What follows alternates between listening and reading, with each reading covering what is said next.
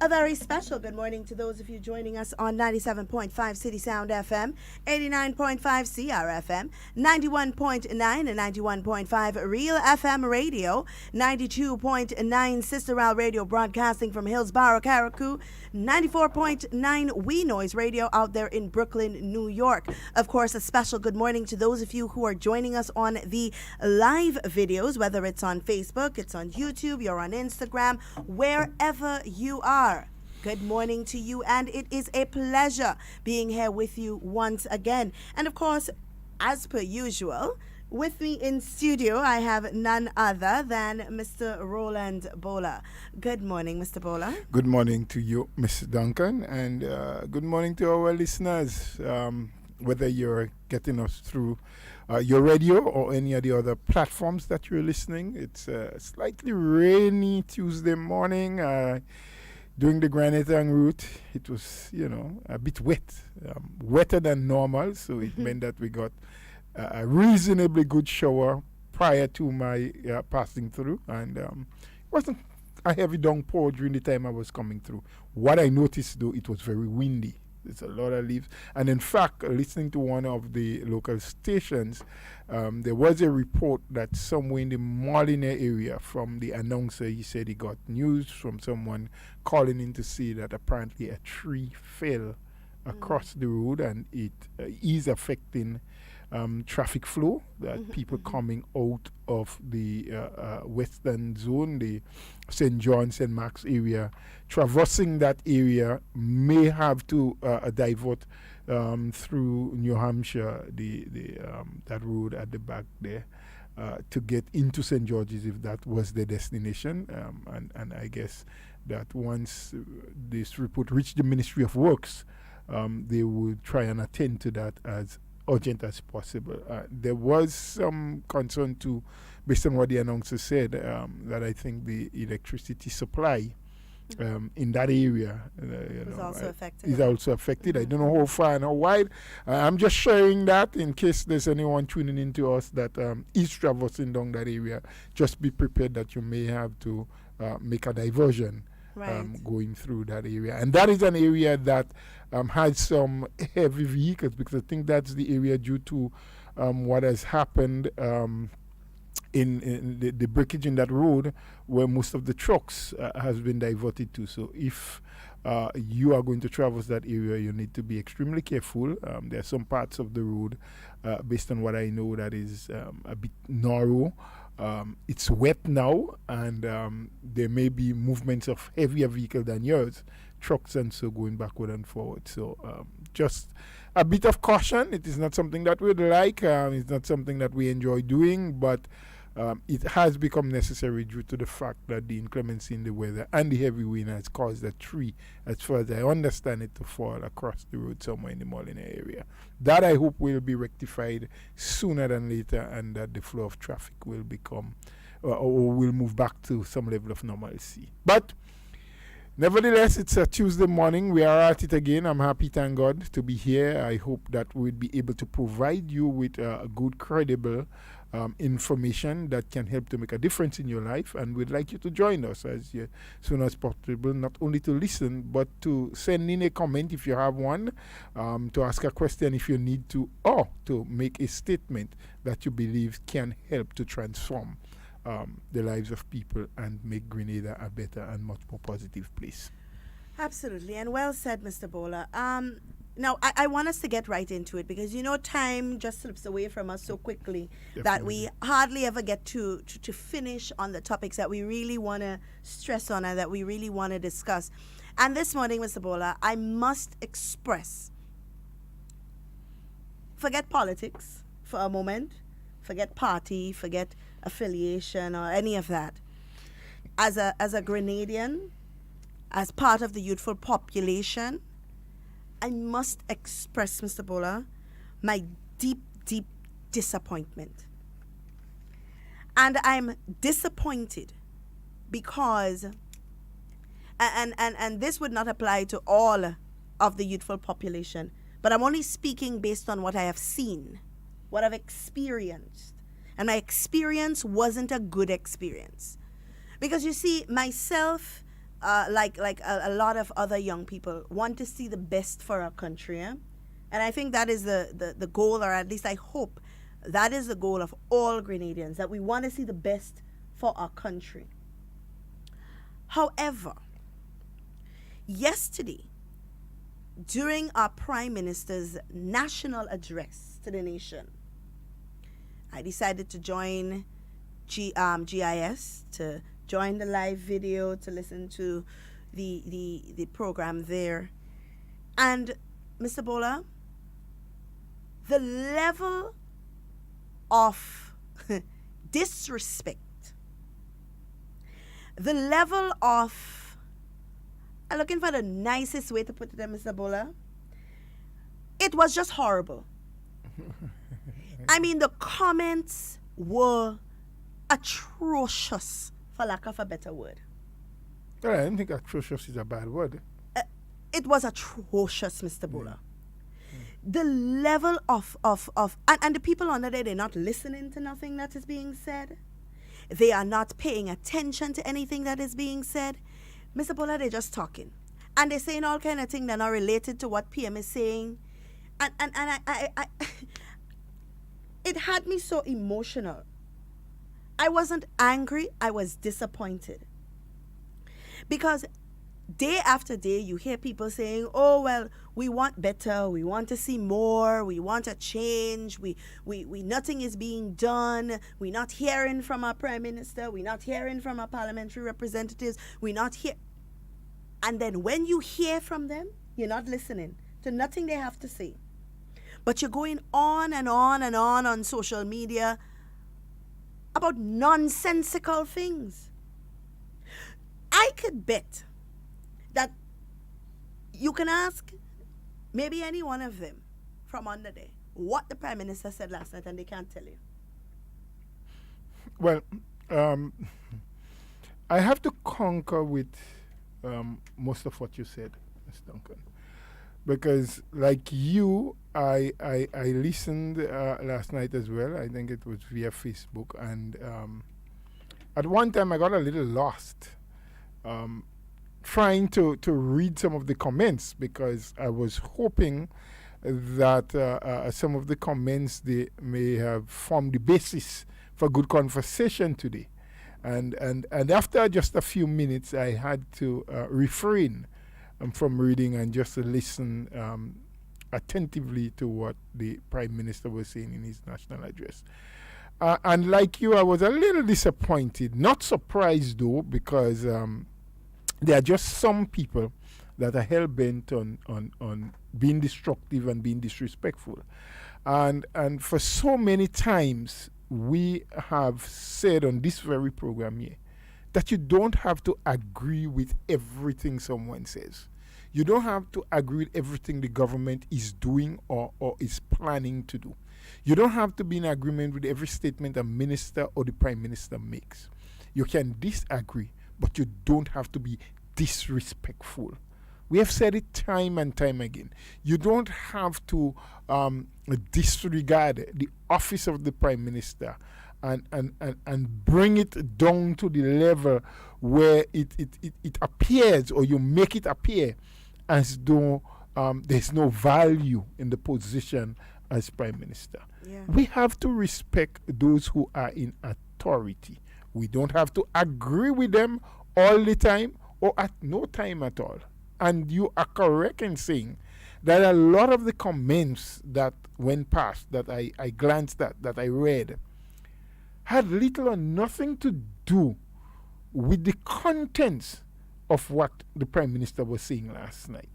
I mean, there were issues there. Some were repeated facts about the progress we have made through COVID time, and the thanking again for the umpteenth time the people who really went out of their way, put their lives and that of the family at risk for protecting our borders, dealing with the people who have contracted the sickness, doing the contract tracing, ensuring that Grenada and Grenadians were protected, and are still doing that at this time, And I saw some comments that was I mean, come on. I don't even want to repeat them because I don't think it's worth the while repeating it. Neither do I think it's worth the time and effort discussing it. I mean, we just want to mention it for the mere fact that, listen, no one has to agree with what I do as a human being. But the fact remains, there are certain commonalities that we have. We are all human. We were made, if we are biblical and we believe in what the Bible says, by the same man, by the same hand, in his own image and likeness. There are certain character traits about us that are different. There may be things that I like and I'm attracted to that you may not like or you may not be attracted to. And that's a given. And that's a necessary difference that we have to agree to live with, because we are not the same in every way. However, though, we cannot dispute the fact that we are human beings. And some of the basic things that I need to survive, you need it also. Like we have to breathe the air. And I cannot say that this air had passed through your nostrils and through your system and went through your lung and your circulatory process and respiratory process, so I won't breathe it in. We don't know where it's coming from. It's made by the same person, and we all have to live with it. Cannot live without it. So there are certain basic things that we must agree upon. And I get the point that even if you are anti-NNP or anti the political leader and prime minister of this country, you are anti his policies, whatever he's doing, you don't like him for anything, you cannot see value in anything he do, that is your right to think that way. I am thinking differently, and there are thousands of others that may think different to you. So please express your difference, but don't be disrespectful in doing it. You know, I mean, I saw some comments and I turned to my wife at one time and I said, are those people commenting here, are they Grenadians or just people, you know, from some other part of the world or some other planet? Yeah. That's doing this thing. And that doesn't go to say that it's all Grenadians doing it, you know. I believe there's just a small group who is hell-bent on, despite what happens, you know, because you have people out there who say that the government or this government has never done nothing for Grenada, has never done nothing good for Grenada. And I mean, oh gosh, do we have to rehash again all of the positive things that was done? And when the prime minister, in his address last night, spoke about the expansion in the hotel industry, that there's this massive project up to $1 billion, I believe. I can't remember he specifying whether it's US or EC dollars, but he did mention the word billion, that is taking place in the northern part of the country, Livera area, that will bring so much economic development, transformation of the rural economy, creating, you know, endless opportunities for various people who want to harness those opportunities that will be created. And he spoke about the Range Hotel project that will be taking place in St. David's, which is another rural part, seeing that kind of development, over $300 million being spent there again, providing opportunities for the people of that part of the country, and mentioning that somewhere in Port Louis area, the developer who did the Silver Sands will be engaged in another project there. I mean, I saw comments about those Silver Sands don't have people in it. Why they building another hotel for? That the hotel in Livera, we sell out Grenada to the Chinese. I mean, so much things that are nonsensical. No. You may be in agreement or disagreement with the developmental trust of the government. That again is your right. But comment on it in a sensible way, speaking what is factual and truthful and dealing with the issues at hand. But then, you know, sometimes, Duncan, we speak about those issues and we level blame against some of the people that are engaged in doing those things. But again, I am reminded of a saying that children live what they learn. Yep. So we are going to do whatever it is we learn, good or bad. These are the things that would help form our character and personality.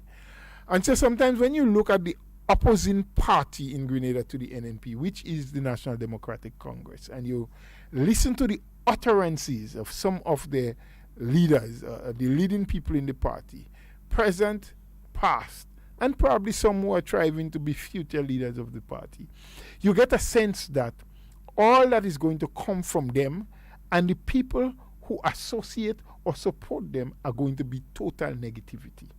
Yes? And so that brings me to the point where on the program last night, beyond the headlines, where a former political leader and former Prime Minister of Grenada, Mr. Thomas, Stillman Thomas, was part of that program. And he could not find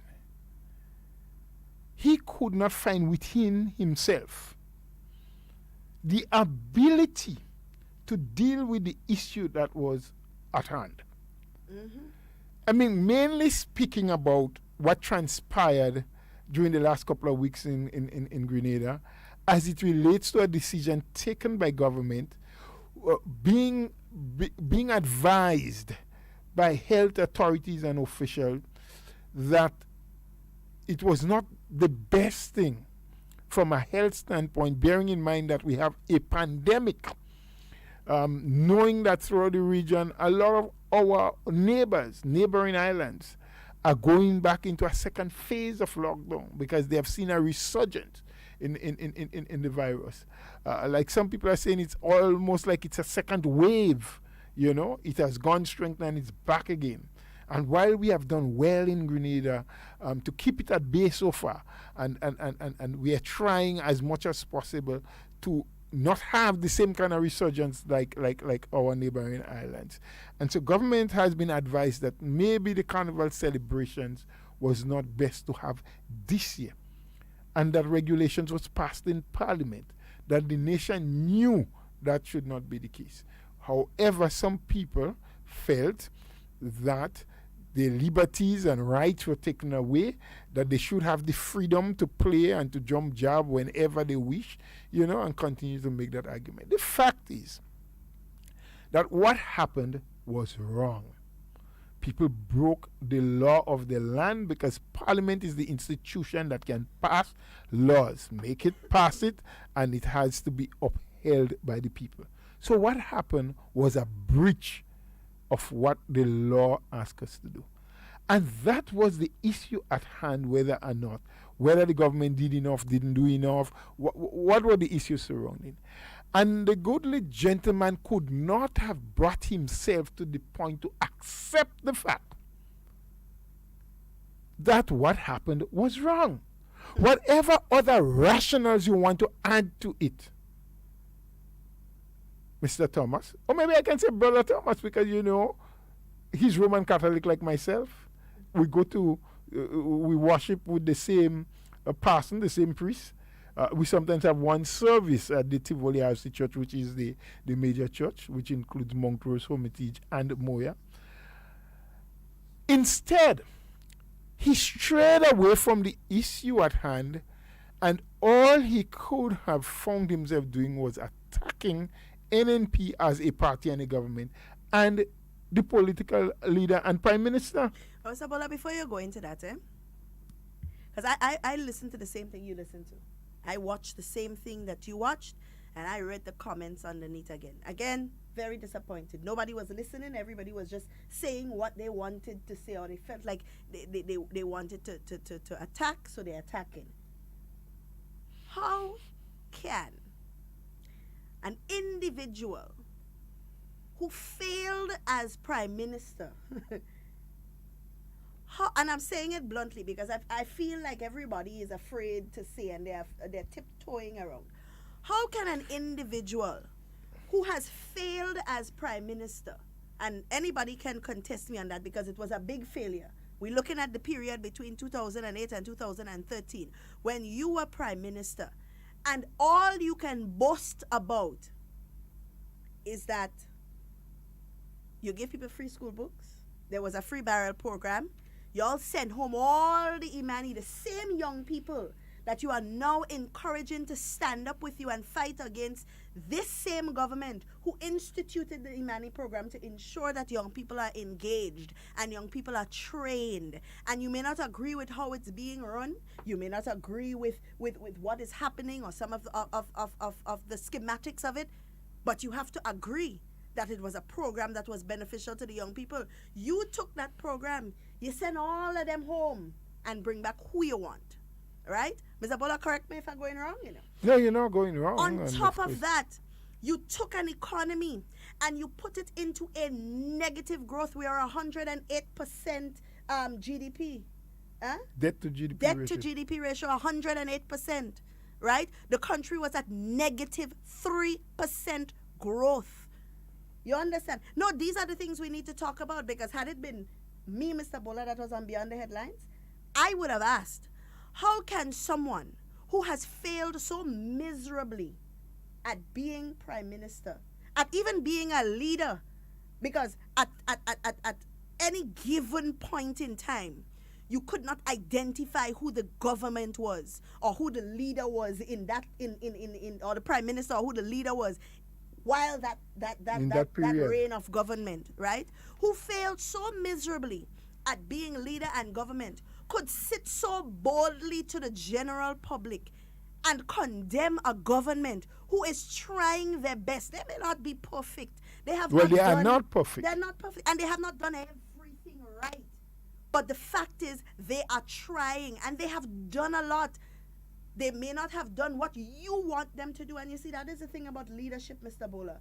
It is not about what the people it's not always about what the people want you to do. But sometimes it's about making those hard decisions that the people will resent you for. But at the end of the day, it will protect the country. And that is what we need to understand. So when you sit on a platform like that and all you can do is bark at the end, at the new National Party and condemn this leadership, on what grounds, on what foundation can you say that this government is not doing enough and that they need to go, when you had the opportunity of 5 years to do something and you did absolutely nothing? You failed. There was so much infighting that they couldn't even figure out how to run country.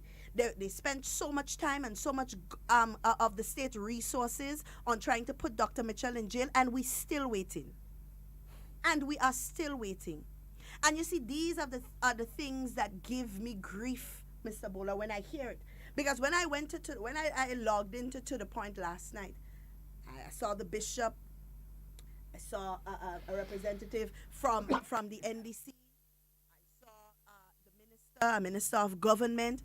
So I was waiting for there to be valuable conversation, because there were people from different forums. We had the religious community represented, we had civil society represented, government was represented, opposition, which should be the voice of some of the people, were represented. So I expected there to be valuable conversation on how we can move forward, on how we can build, on how we can correct the mistakes that we have made to ensure that they don't happen again. And all I heard, Mr. Bola, was a set of finger pointed. Well, is this person fault because they say that? And is that person say fault because they don't lead properly? And is this person fault because they should have never stand up in parliament and say that? And it was up for big people, Mr. Bola. It was. And if I, as a young person looking at that, wanted to get into politics and government, make your bottom dollar show, Mr. Bola, I changed my mind. Well, I don't know if you have good reasons to get into it that you should change your mind, because the point I was about to make and your insertion was extremely good, because at the end, I mean, we have to examine the period on Mr. Tillman's leadership in Grenada. We have to examine it. And we have to examine the period before and after his leadership. We have to also examine the statements that was made, a lot of it. So, for example, last night, he is there accusing this present Prime Minister of saying during the period that he was Prime Minister, 2008 to 2013, that he will make the country ungovernable, which is totally untrue. But even before I deal with that, because we know, and the records are there to show, that the first time that word of making the country ungovernable, that statement was being made, and was heard about was after the 2003 election, when we had a very close matchup in Parliament, 7-8, NNP having 8 seats in Parliament, NDC having 7. It was a former leader of the NDC as well, and at the time I think he was deputy leader when the statement was made. Sometime later, when they got into office, he became the Minister of Finance, Mr. Nazim Bok, who said boldly, with no fear, that the NNP wasn't deserving of being in office and that they will make the country ungovernable. They will ensure that they do things in this country called Grenada to make it ungovernable. So, Mr. Tillman, in case you forgot, it was somebody from your own party who said it. And later down, when you were in office, all the Prime Minister and then political leader of this new national party would have said was repeat by saying, during our time in government, this is what was said by your party. Mm-hmm. We can examine the period when NNP was in opposition, 2008 to 2013, and point out what this new national party under the leadership of Dr. Mitchell did, said, or planned that made life difficult and ungovernable for you as Prime Minister then, and for your party being in government at that time. Mm-hmm, mm-hmm. Every single thing that went downhill and went bad was by your own doing, by your infighting, by your inability to be forward thinking, to have vision for the country and the people, to be able to see things and deal with them before they happen. They were all your fault as a leader. And still today, there are people within your own realm that respect you. And therein lies the point that I was about to make. That I wonder sometimes if we can blame some of these people who we are talking about that are making those comments without listening, without giving you an opportunity to make your point, and then to digest it and dissect it and say what they agree with, what they disagree with, and why they agree or disagree. They just make open statements. Because this was what one of the leaders was doing last night. Yep. Sit there making accusations and saying things and saying it's time for NNP to go and get out of office. Of course, there's a time for that. When the people go to the polls, they are the ones that determine who goes and who stays. Yeah. They were the ones that determined in 2008 that it was your time to do what you said you were going to do. They were the ones in 2013 that told you, through their votes again, that we didn't want you because you did not make sense. You did not do anything positive, that you did not keep any of your promises that you made, and they voted you out 15-0. Remember, you were in office, and NNP came from behind and got all of the seats under your watch. And he wasn't just a member. He was supposedly the leader. The Prime Minister, the one who was leading the charge. But not only that, the people were so satisfied with the programs, the progress, and the efforts made by the NNP after 2013 that they came back in 2018 and said, look, we are going to give you a full clean slate again to go back and continue the mandate that you have started. Now, the same people, or most of them, are still alive and living in Grenada, and new ones are upcoming. An election will be held at some time again, in due course, when it is necessary. And these are the people, again, that will determine. NNP, you have done well, we give you a pass and another chance. So NNP, you did not do well enough, we are dissatisfied, we're going to give someone else a chance. Not by you going on a program and running your mouth and saying things that you know are untrue and unfounded. And you know, it's easy, and we always say here, when you say something, when you are going to speak to the public, when you have people listening to you, remember there is what is called fact check. Yep. People can easily check the facts that you're bringing, whether they are truthful or not. And I say, I respect you as a human being, and I always will.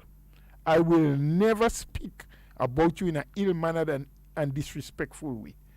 I will not fail to greet you and say hello to you, Mr. Thomas. But I was disappointed in the way you behaved last night. And so I come to the conclusion that a lot of the people who are associates of, who are members of, who follow and believe in the philosophy of the NDC are the way they are because of people like you and others who do not take time off to allow good sense sometimes to prevail. The fact remains, did the people who participated in carnival-like activities like Jab Jab and other things, did they do it respecting the law that was in place and at the same time obeying the protocols for health and safety as prescribed by the Ministry of Health locally, but coming from the advice of the WTO and CAFA and so? Did they break a law and do something wrong? That is the question at hand. And whether you like the government or not, as a leader in your own rights, in your community, within the church, within your party, someone who should have the status as a statesman, that people should say, well, let me look up and listen to what this person is saying. You have refused to address the issue. Is it because you are frightened that people are going to be against you? Or they won't vote for you? And I don't know if you are participating in the political process anymore, or they won't vote for your party. The fact is, Dr. Mitchell has been as successful as he is and continues to be as a leader because he accepts the fact that he is human and he will make mistakes. And when he does, he says it. I mean, take for example, as recent as the COVID-19 bill. While it was the right of the government to take the bill to Parliament for first reading, because that is when the bill becomes a public document. After it gets its first reading in Parliament, it is now a public document. It lays in Parliament, I think, for a maximum of 90 days, or you can get an extension if the parliamentary arm feels that they need to have more dialogue. They can go to Parliament and ask for an extension of the time before it is removed from the other paper for have deeper dialogue and so. So it was government's right. However, wanting democracy to prevail and the rights of the people not to feel threatened and trampled upon, they decided that let's pull it back and let's go into the consultation before. And the government, Dr. Mitchell himself, agreed that, listen, hey, while we felt that it is necessary and that it is for the protection of lives and livelihood and it is the best thing for Grenada at this time, we will adhere to the demands of the people and let us start the consultative process. Yeah. And then if changes need to be made, we will, and it will be taken to Parliament. And there are sensible and educated people who knows what the processes are like. There are people who understand, legal minds that knows that yes, you can go to a bill, to Parliament with a bill without consultation, and after the first reading you can do the consultation and changes can be made on the floor. When the bill is being read a second time, the bill could be withdrawn after first reading because there are so much changes that people demand to be made in it. And that even after a bill is passed, and which sometimes you don't want to do too much, you can still go back to Parliament and make amendments to what was passed. You can make changes, amendment to the bill. You can bring a motion to make amendment. Yes? So we know all of that. And so it is because he has a listening ear and the compassion for people and an understanding that as a leader, what you visualize, and as a visionary leader, the things that you have the foresight to see way down the road, sometimes the people you lead don't see it at the same time like you. And many a times, and it has happened time and time again right here in Grenada. Take the cruise ship terminal, for example. The amount of bashing that Dr. Mitchell, Mr. Gregory Boeing as the Minister of Work, the New National Party and the government of the day, it's what people didn't say. Environmentalists and whoever else about the destruction of marine resources and the fact that Grenada's beach would disappear and what, and that we should not build that cruise ship terminals. Today, it is there, sitting majestically and bringing benefits to us as Grenadians. Shopping area for the tourists, more comfort for our people, providing employment and a means for people to expand on the vision of doing business. Look at the General Hospital, the first phase. Is what wasn't said that was the wrong place and what have you, but nobody could come up with a more appropriate place. The government did what it had to do at a time when they had to do it because there was need for a proper hospital. Look at the second phase of the hospital, which was done to be done. And you, Mr. Tillman, was Prime Minister during the time. And you all refused and reneged, could not find the resources, and came up with all kind of excuse about the construction started bad and this had to change and that have to change. Look, the new National Party, under the leadership of Dr. Mitchell, came back. And today it's standing there ready for use if they have not started using it yet. I know equipment and so was being brought in. Yeah. That has been completed. And they are now looking at doing major repairs to the first phase that was done. Repairs and expansion and so. Look at the National Stadium. That your Minister of Sports stood up in Parliament, and the recording is there, to say that they could not build it after this government ensured that for Cricket World Cup, the cricket stadium was built. You said that the athletics and football stadium could not be built, that the Chinese would not do more than one project at a time in a country, and that it was too big for Grenada. Yeah? You held it up. This government, under the leadership of Dr. Mitchell, came back and did it. Yeah. There was a massive project for St. Patrick's, a constituency that you represented. People that you say, Mr. Tillman, that you love. For a yachting dock and various things. You also said that that project was too big for St. Patrick's. And so it could not be done.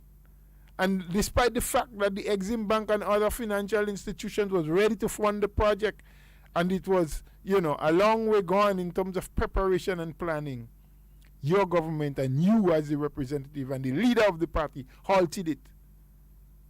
So when you talk about mistakes that NNP make and Dr. Mitchell make, we agree. There were shortcomings. There were mistakes. There were probably some things that should have been thought through much more. There were people whom, after due diligence was done, nothing was found on them, and later on, after they started the process of investing or walking the road to investment into Grenada, we found dirt on them. Yes, that cannot be disagreed. But all of this happened because this government purposefully wants to do things to bring to Grenada growth, development, and progress.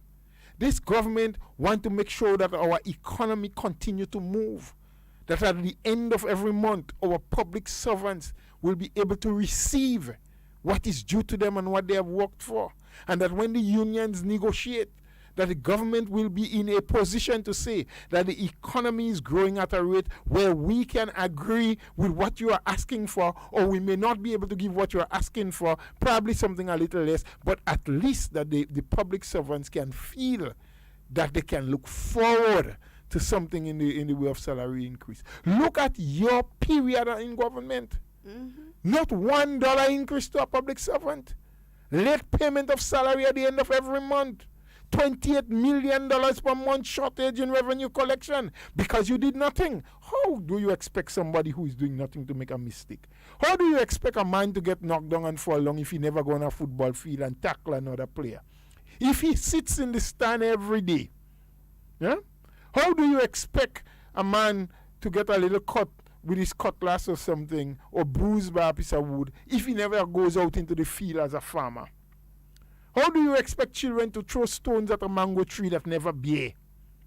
It is the bearing tree that people go after the fruits. Of course. It is those who attempt to do things that may make mistakes. It is said that the true strength of a man is not measured by how hard he can pack a punch, but by how many times he can fall, but get up again and continue the process. And it is in that vein that Dr. Mitchell has always fell, making mistakes, but rising to the occasion and saying, listen, I have faulted as human, I've misstep, I've made mistake, but I'm ready to get up and fight with you and for you as the Grenadian public. Yeah. So when you sit there in your comfort and you want to rehash all of the shortcomings, at the same time, match it up with all of the progress and achievements that this country had under the leadership of Dr. Mitchell. But Mr. Bola, they wouldn't do that. They wouldn't do it because for them to say all of the wonderful things that you have said would put the NNP in a position where the people would vote for them again, and that's what they don't want. So what they are doing now is, by any means necessary, they will use whatever ammunition they feel that they have to mislead the Grenadian people into believing that NNP not doing nothing for the country, that this administration has done nothing for the country. But yet for all, on top of all of that, because they could say all they want to say, you know, but on top of all of that, even the people that are following them are not asking the question, what do you plan to do? Their plan in 2008 when they got into office was to jail Dr. Mitchell. Okay, that didn't work. Fine. You can't jail him again. What do you plan to do for the country? They may try. Eh? They may try still. They may try. Because they have nothing else to offer. Listen, you can always plan, you know. So it's good to ask the question, what is your plan? But more importantly, after you ask what is your plan, tell us how you're going to implement it. Of course. What will you do? I remember during the 2013, leading up the campaign in 2013, while the NDC was in office, people asked the question, how could you do it? Because the then Minister of Finance, Mr. Nazim Boku, was the deputy political leader under Mr. Tillman Thomas. Some people say he was the de facto leader. I don't know. I mean, I just repeating what people say. I can't prove it, so I don't know whether he was de facto leader or not. I know officially he was deputy political leader, and of course he was the Minister for Finance and Economic Development. He said no one could do it better. He said nothing better than what they were doing, meaning that they couldn't collect more revenue, that public servants couldn't get paid on time, that so much of the social things that had to be done could not have been done. Roads couldn't be repaired. No new roads could have been built. They could not do the hospital. They asked the Chinese, the same houses that are being built now in Boucherjou, in Sauters, in Corinth, in St. David's, in Carriacou. They said, please, we don't need no more houses. The value in dollars and cents of those houses, give it to us. We want the cash instead. Yes? Look, the NNP came. 600 plus houses are being built. There were 360 something that was built prior to them, or just about the time they came into government. They couldn't even do the remedial works on them. Putting in the water into the toilets and connecting the electricity and the minimal things to distribute it to the people of Grenada who needed it. Yes? Today you want to come and talk about government not doing well. You had a chance. You did nothing. Everything was too difficult because you know what? You people were so myopic in all your views. All you couldn't see beyond the peak of the nose. The only thing you concentrated yourself with before, then, and now is to criticize Dr. Mitchell and the New National Party. And we are not learning. They are not learning from the mistakes. Listen, if I sit here on this program and say that every Grenadian is happy with what is happening and how things have been run in Grenada, I will be an even bigger, well, I don't want to use that word. I will not be as truthful as I'm supposed to be. Yes? And I don't want to sit in the same category like you people. We disagree on a lot of things, but I respect your views. My point is, deal with the issues that are before us. You want to be a leader? You want people to follow you? The fact is, COVID-19 was not created by NNP. COVID-19 didn't come into Grenada because Dr. Mitchell is the Prime Minister. COVID-19 is hitting the entire world. It's a pandemic as declared by the WHO, the World Health Organization. And every single country has to deal with it, whether you're rich or you're poor, whether you have doctors or not, whether your economy is good or bad. And we see what it's doing to economies that are 100 times stronger and better than the Grenadian economy. But what is happening? We are holding our own. Why are we able to do that? It is because of the policies that was implemented before COVID by this same administration. This is the administration who said, listen, we will go out there and we will appeal to our creditors. We will let them and show them the picture of where the Grenadian economy is and what is happening with the Grenadian economy. And we're going to beg for debt forgiveness. They laugh. They said nobody would take this government on. Nobody would bother with us. Today, the World Bank and IMF and others are praising Grenada for the steps that we took. In some instances, you got up to 50 and 60% haircut on debts that you owed. You got extended period to pay. You got to reduce interest rate, because this government is always willing to try to make an attempt to face the battle head on. Not push your head between your leg and hide on that table. When you ask people to be in charge and to lead them, you have to be bold, you have to be strong, and you have to be courageous. And they say courage is not the lack of fear, you know, but the ability to understand that you have fear, but to do what is necessary to ensure that your people continue to survive. Every Grenadian is not getting everything they think they deserve. It's hard times. This government cannot put everybody in a job, but they can create the enabling environment. Look at what has happened. COVID is here. Government has put in $5 million more into the GDP to make sure that small business people can have a buffer, can get money at a lower interest rate, so that they can help their business to recover from the effects of COVID-19. Yes? Look at what is happening. Despite the fact that revenue collection has depleted by almost 50%, you still have the farm labor program, where ordinary people who have lost jobs in the hotel and tourism industry can still find something to do, because they can still use a cutlass, a fork, or a spade. Yeah? And then sometimes you hear people jump up. What is being done for agriculture? This government has done so much. Fertilizer being brought in. I recall during 5 years in government by the NDC, they brought in one shipment of fertilizer, 1,000 and something bags. Almost every year, this government brings in several thousand bags of fertilizer that is being sold at cost price to the farmers. The Cocoa and Nutmeg Association gets a quantum of that for free, which they turn around and sell to the farmers so that they can get an income to help them run their associations. I mean, we have to talk about the positives that this government is doing. I don't expect the opposition to talk the positives. I don't expect the opposition to be the one going out there and selling the good deeds that NNP do. No, I don't expect you. I'd be less than honest if I say I expect you to do that. But I expect you at the same time to be honest, to be truthful, because that, you know, the NDC has always taken the high road, that morally they are better off than NNP, that they do everything so right and above law and so straight. The reason why they appear that way is because they do nothing. Yep. And you can't get nothing if you do nothing.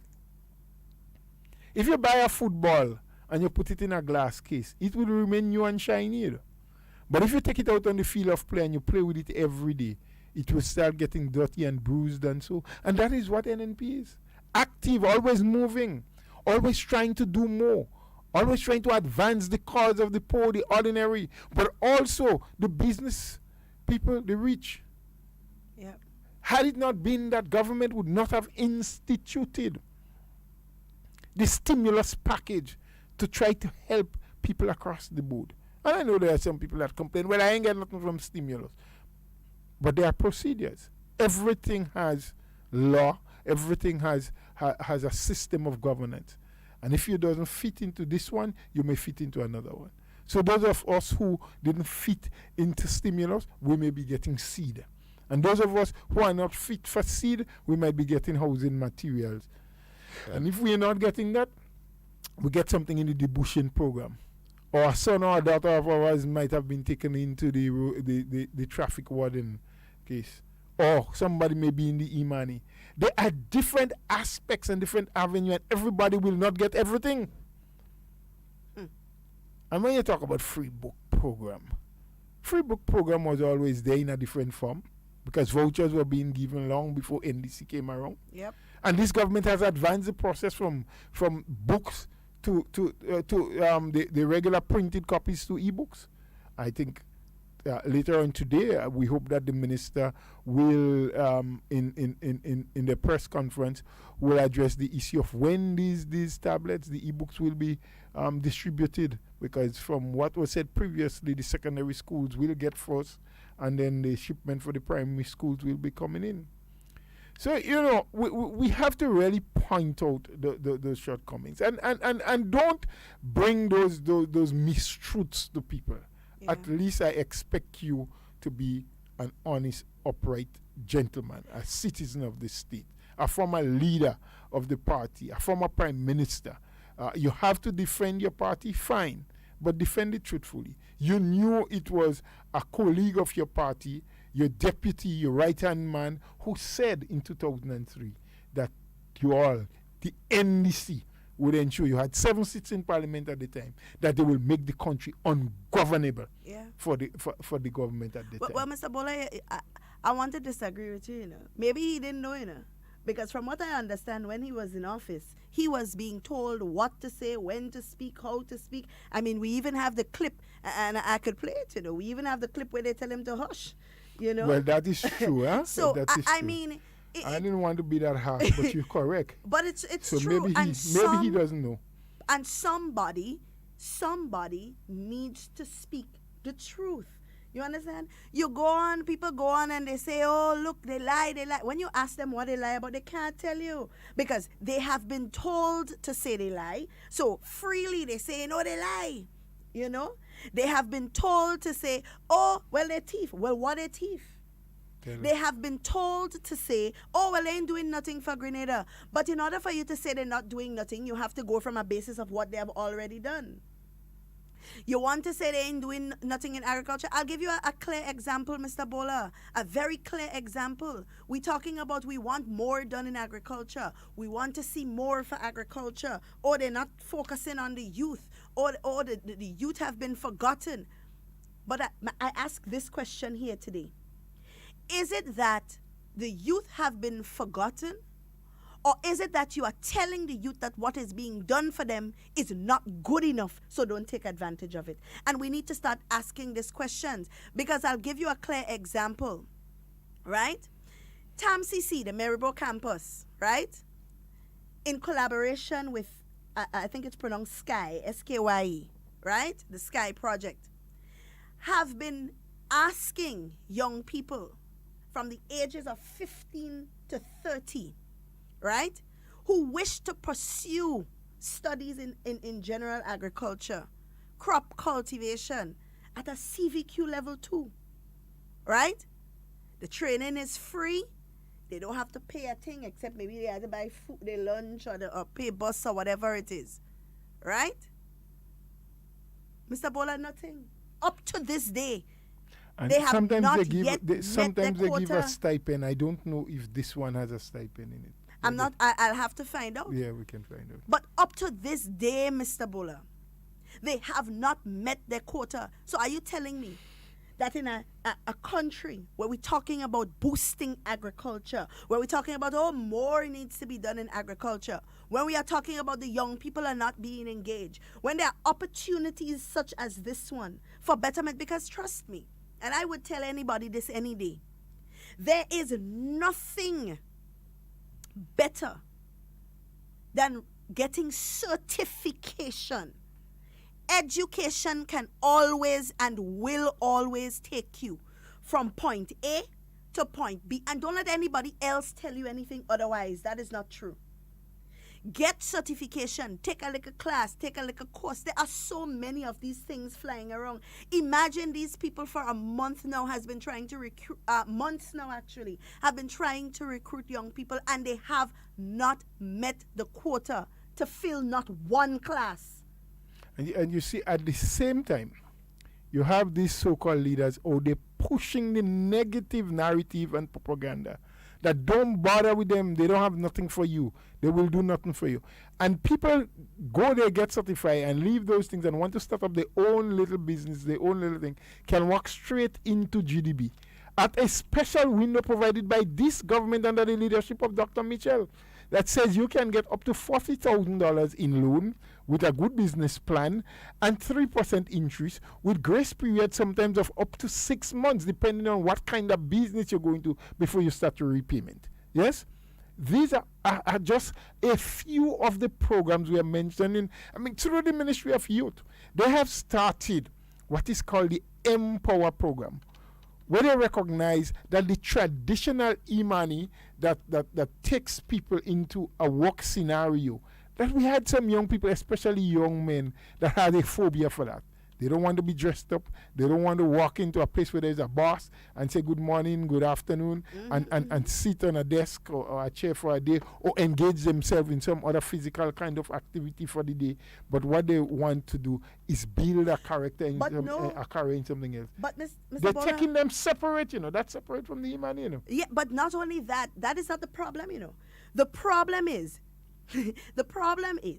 it is there, the opportunities are there. But you know what is being fed to the young people?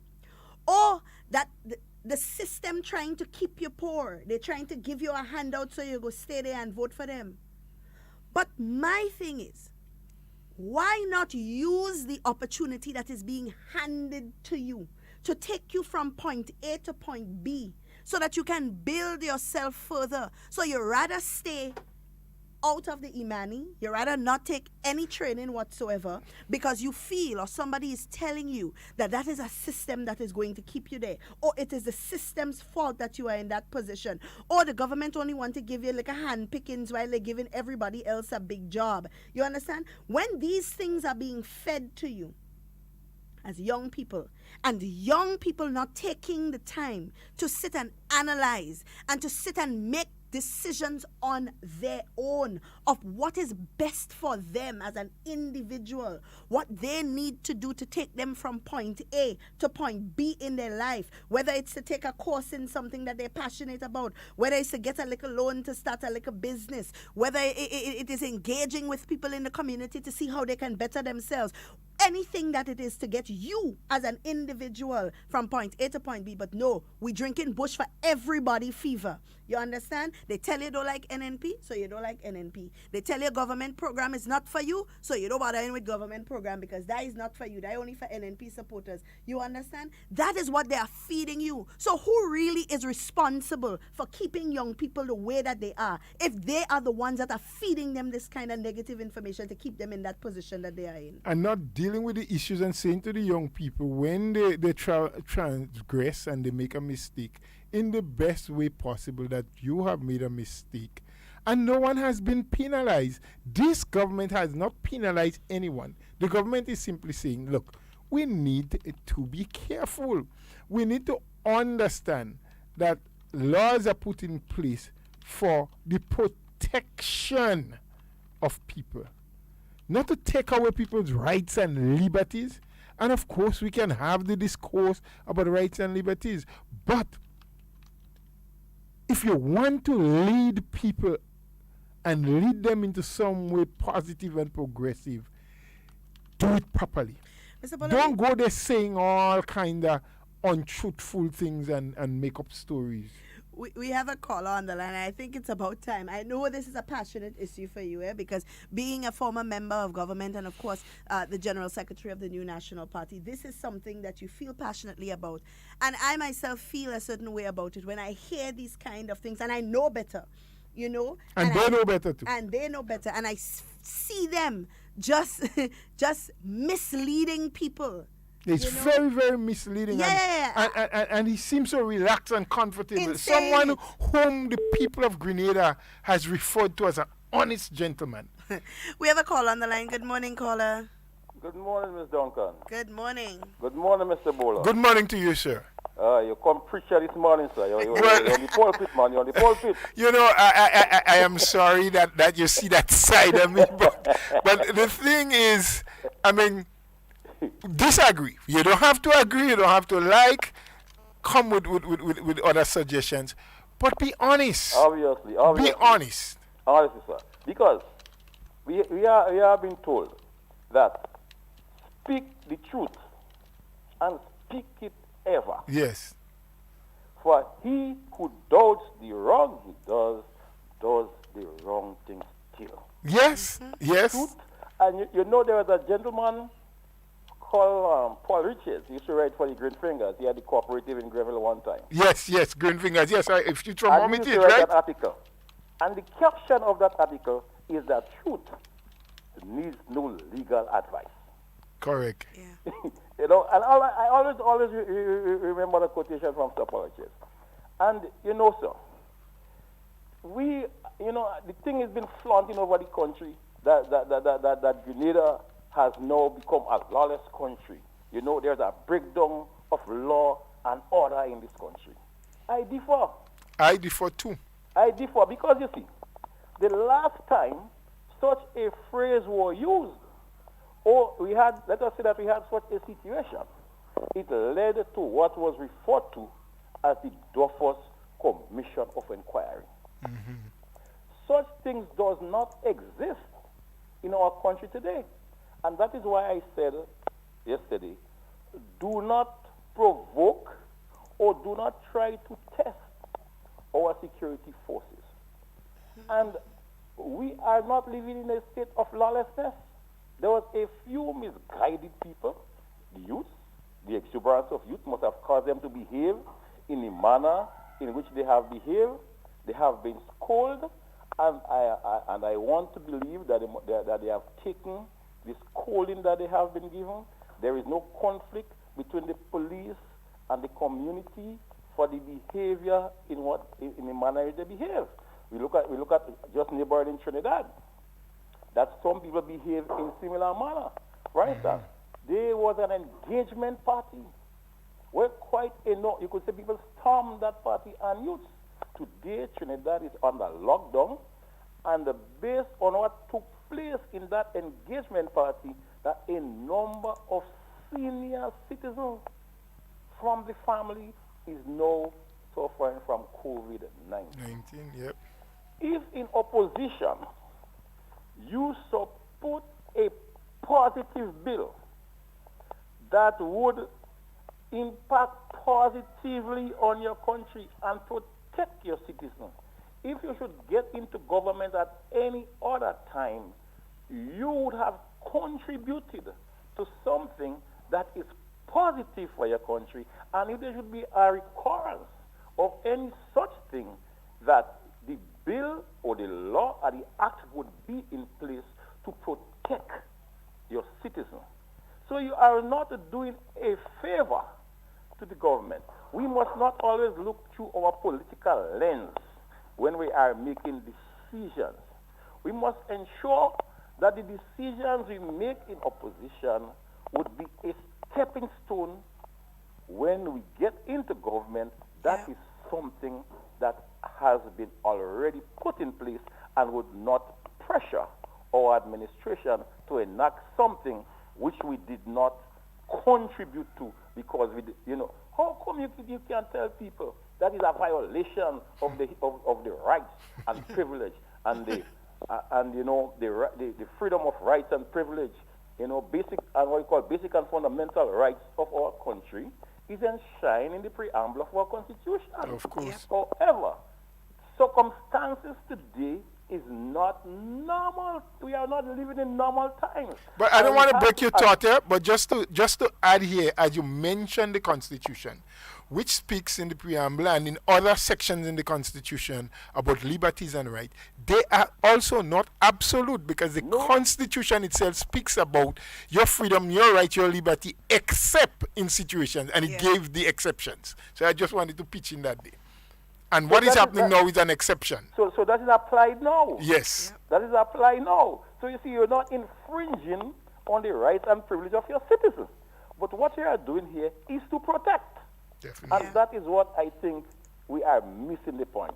And I want to say again to our young people that there are too many opportunities out there for you. And as Ms. Duncan said, educate yourself. Today, you have a child of immigrants, an Indian mother and a Jamaican father, who went to public school, is now the vice president pick for the Democrats in the upcoming presidential election. Of course. In the upcoming presidential elections.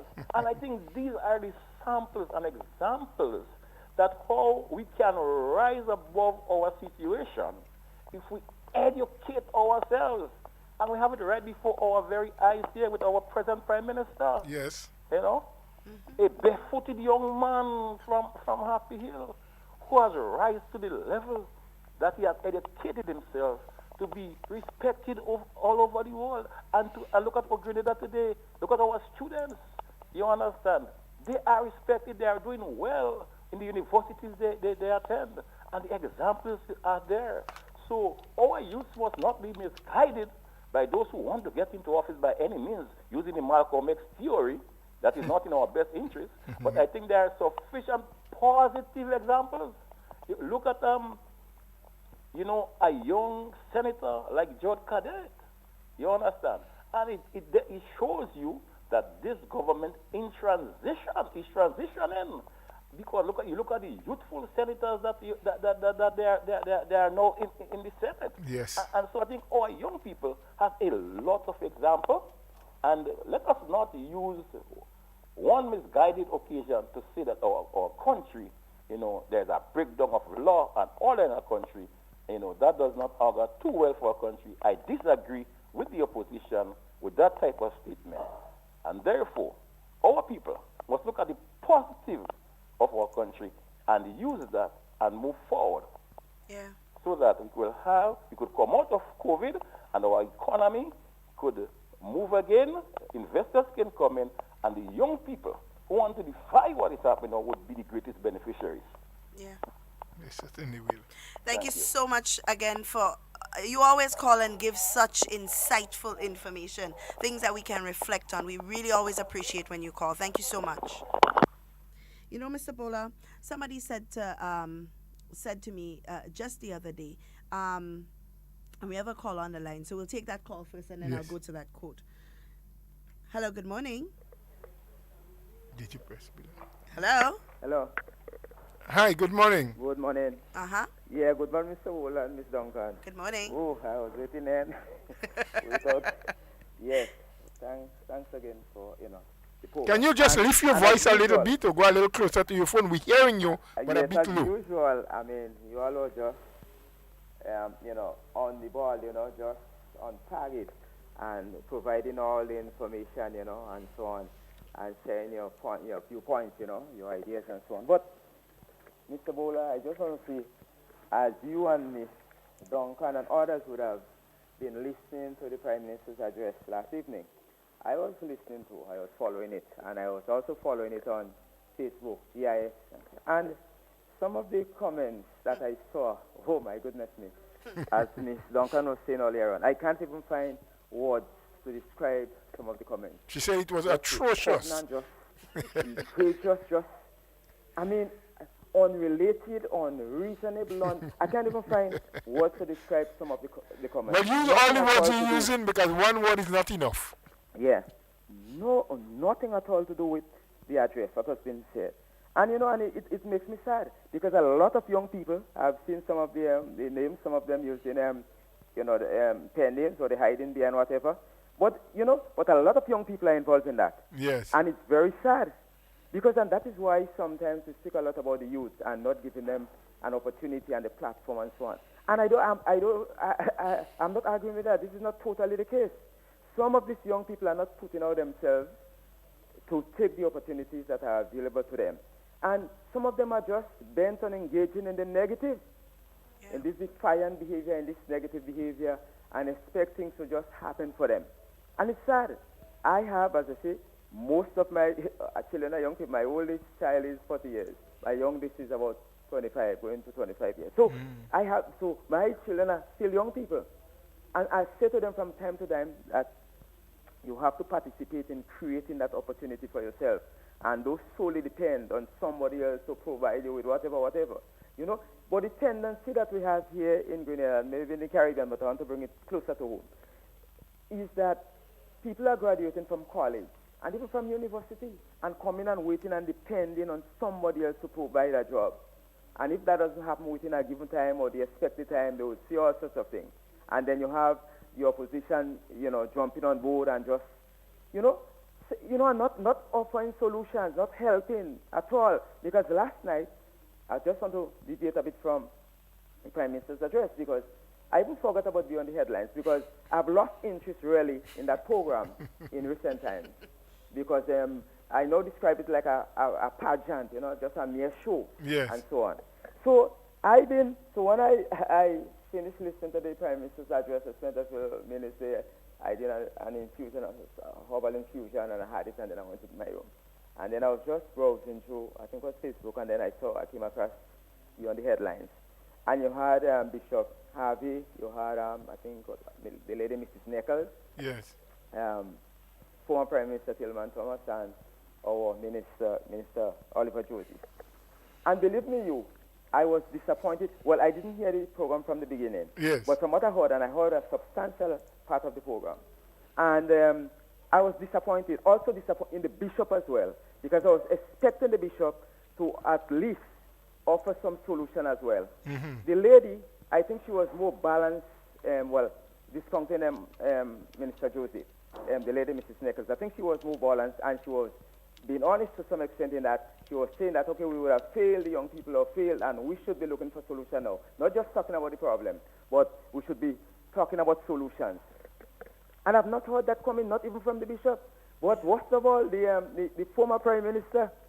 And a lot of people see the former Prime Minister looking at the man, maybe his quiet demeanor or disposition, as we might say, and been fooled by that. A lot of people don't know who Mr. Thomas, the former Prime Minister Tillman Thomas, is.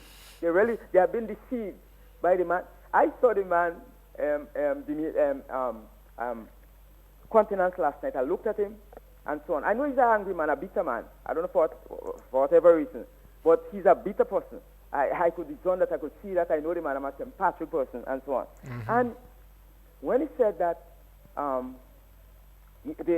get rid of the problem in Grenada, to solve the problem, is to get rid of Kit Mitchell and the NMP, and that kind of reaction. A former Prime Minister, and a man who people looked up to, the respect, and so on. And I say, listen now. So Minister Joseph had to say, well, we have always held free and fair elections. Of course. And the last elections, general elections, are no exception. And the people elected the NNP, the leader, Prime Minister Mitchell, and the NNP. So I am saying that we're going over and over.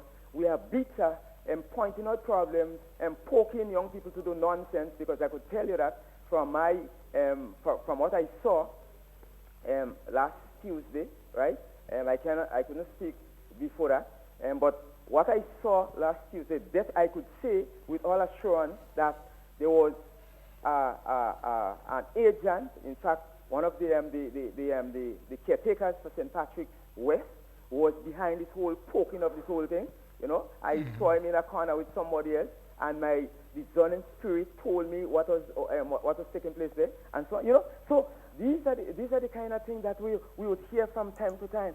They're doing this, they're doing that, and nothing that this government does, they would applaud, or they would compliment, or they would come on board to make things better, to improve it. So they accused Mr. Thomas, and even the host accused. She was making allegations that the opportunities. Okay, so if you are talking about opportunities, those opportunities are maybe available to NNP supporters. And Mr. Minister Joseph was saying that's not true. That is not totally so, and so on. That's the kind of misconception. And the host asked about two persons. I think one is the surname. I think the gentleman, the young man, is Greenage, and one is Sabrina. Whatever.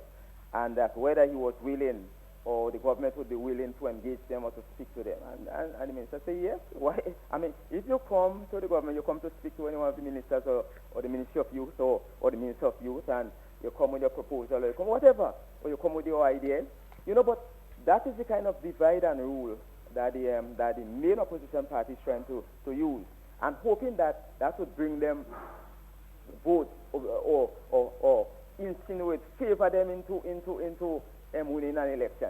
I just want to repeat a bit. I recall leading up to the first referendum, when after the referendum failed, they went out, the agents, and I'm talking about the operatives, and I'm talking about from the top, Yes. They went about saying that they scored a victory, a major victory. Yeah, man. They beat drum. They had a party that they won. Yes, that they won. Mm-hmm. Subsequently, the victory that I expected them to score, they scored 0 in that time.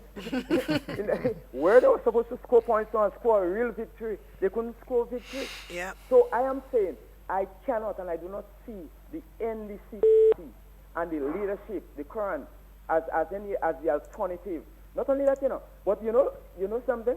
From my experience with these people and them and so on over the years, I could tell you that it's like a certain class of people, a certain people with a certain mindset that joins and support the NDC, Yeah. Because everybody seems to be singing the same refrain. Yep. One is not telling the other, listen, we cannot go down that road. That's not helpful. This has not helped us over many years, many elections. Absolutely. But they're coming back singing the same refrain, the same thing, saying the same thing over and over.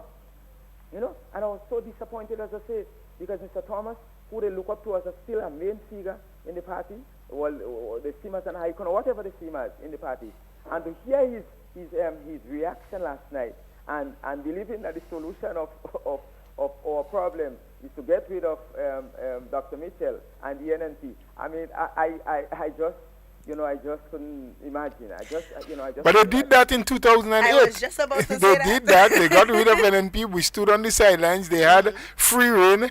What had happened? Nothing. I mean, can someone, anyone of them or anybody else, recount for us how well they had done and what has transpired, how much young people has been inspired to do what were the opportunities that was made available for Grenadians in general, not just young people, but Grenadians in general. What, Mr. Bola, the period 2009 2010 is like, you're playing a game of draw, and you get pig or you get something.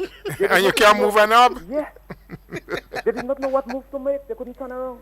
And when Mr. Thomas come in on air, and sometimes he gives people the impression, and a lot of people get that impression, including some religious leaders, that he's so transparent and he's so allowing things to fall, let it fall with me and that kind of thing. And there's no leadership at all. Anybody leading that kind of way, because you're talking about restoring institutions and restoring this and restoring that and the other. But I could tell you, in most of the government statutory body, that they change directors, they change, the head would go first. And they make a lot of changes. Even some of the persons who were members of the board, after the division within the party, they were no longer members of the board, and they were not even informed. They didn't even know. Well, even their own party executive, when they had the split, who was in what side and what side, they couldn't even get positions in the executive. But you made a point there where he kept talking about institutions and respect for institutions and restoring that kind of respect. One of the foundational institutions of the land, main institution, is the parliament of this country. And he has shown such disregard and disrespect to that. By closing the parliament, you couldn't even have a parliamentary sitting for over 6 months.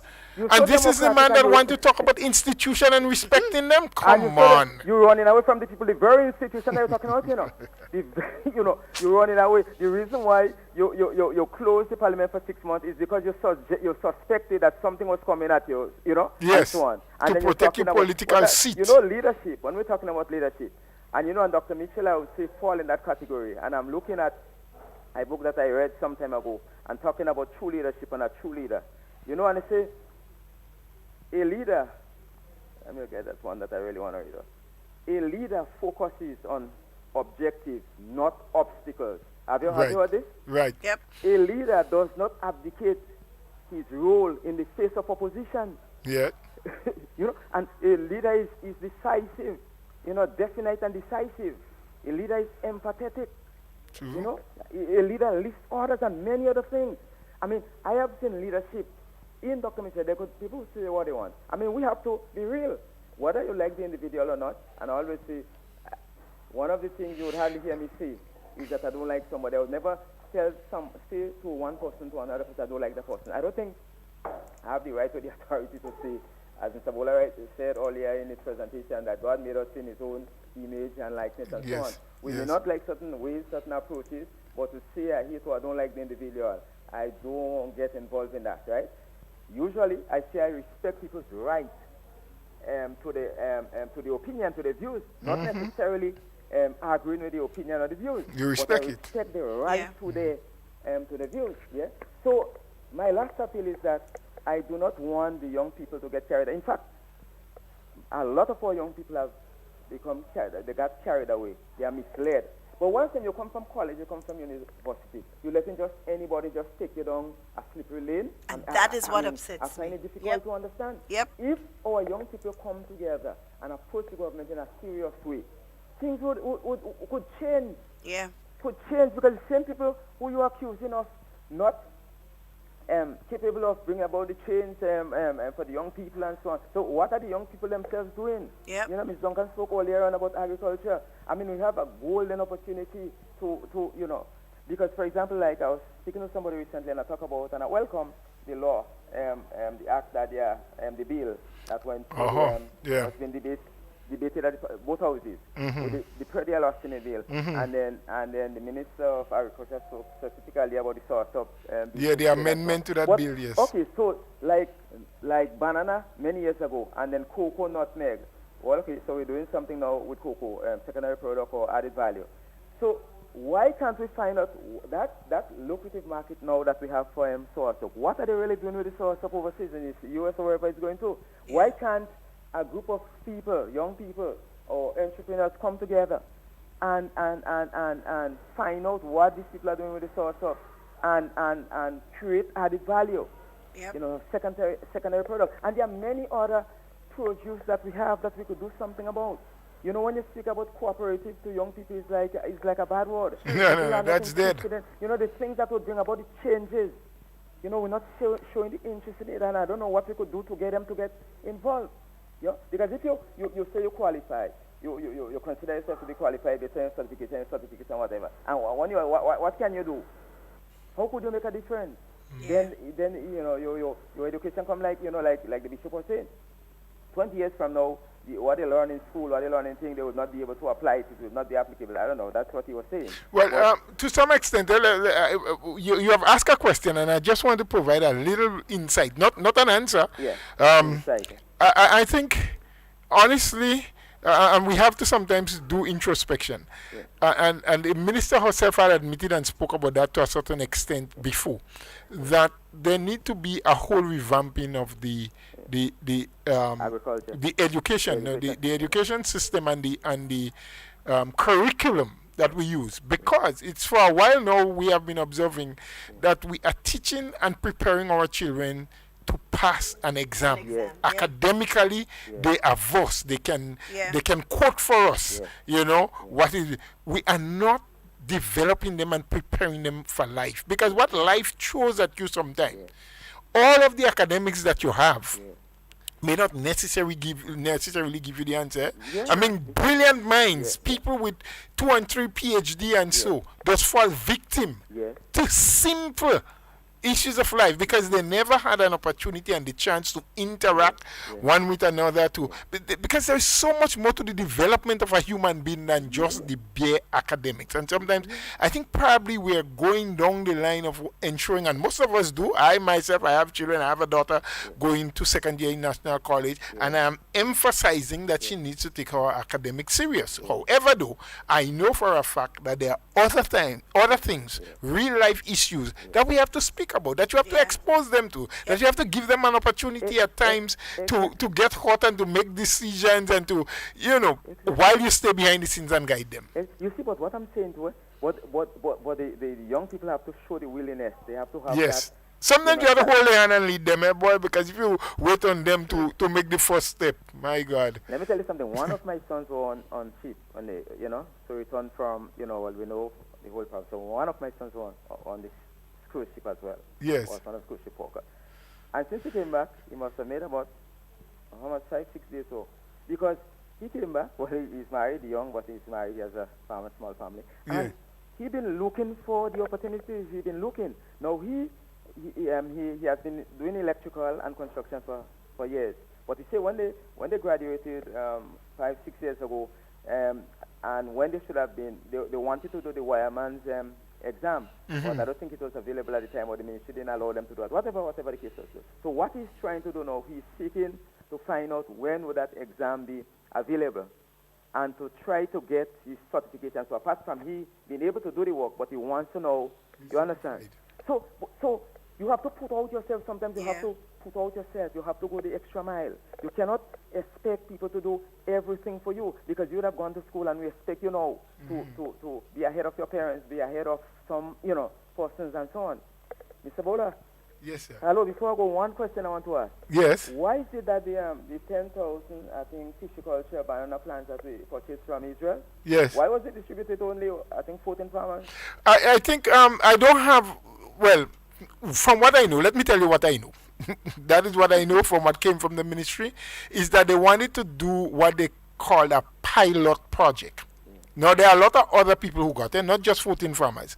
But 14 farmers was chosen because I think of the land space, the ability, the experience in banana, and so to do a pilot project. And then there was a couple thousand that was distributed. I know from some farmers who got 100, who got 50, who got 75. So it's not true to say 14, but, Well, yeah, but the 14, right, that's what I'm explaining to you. The 14 was like the base. That's who they were working with. They're doing the project. They want to see how it's going to work out, and then to continue. Because as you know, there were a number of things that caused us to move out of banana. One, the ruling of the WTO, the fact that we don't have preferential treatment on the European market again, but also a lot of the invasive species of disease that we have, like the black cicatroca, yellow cicatroca, the Panama disease. These, they believe, can be a little bit more resistant to some of those diseases. So they didn't just want to do a widespread thing. Let's go with those farmers. I think each of them got about 400 or 500 or whatever they got, and let's see how it goes. And if it's working out well, we can use them as demonstration plot for other farmers down the line who are going to get. Yes, that's what I understood. I hope it works out that way, and we get good progress from it. All right, thank you so much for your contribution, caller. Yes. All right. Good. Yep. Mr. Bola, there's that quote that I want us to address, and there is a caller that has been calling on the WhatsApp for the longest while. Can we just take them and let them be shot? Because if they are there, let's see if we can get it. Hold on, because they're persistent. Let me see if I can get back the caller. That's the thing. Oh. Because that caller has been calling You've lost for it? quite some time. Let's see. Let me just see here if we can get back the caller. And I believe, but I want to share with us that quote, Mr. Bola. Yes. That I believe is very relevant to this situation. You know, we always think that government has to do for us, right? And I want to share with us that quote, and it reads: "No matter which political party goes into power, you would still remain broke, as we would call it as Grenadians. You'd still remain broke if you don't do something for yourself." Yes. And I want to leave it there, and let's take that caller quickly. Hello, good morning. Hello, caller, good morning. We're not connecting? No, we don't seem to be connecting with this caller. Hello, caller, good morning. All right, so the caller would have to try again, maybe on the other line. Let's see what we have here. Hello, caller, good morning. Hello? No. All right. I'm not sure what's happening with the WhatsApp, but maybe the callers would have to try calling back directly on the direct line. 440-7377 if you're calling locally. If you are in the diaspora and you want to give us a call, you can call us at 347-329-3101. We have another caller on the line. Hello, good morning. Good morning, Mr. Uncle. Good morning, Mr. Bola. Hi, morning. Good morning. Everything. Yes, correct. Mr. Bola, a government is human. Human people are running a government. And nobody could supply the needs of everybody. Only person that could supply the needs of everybody is God.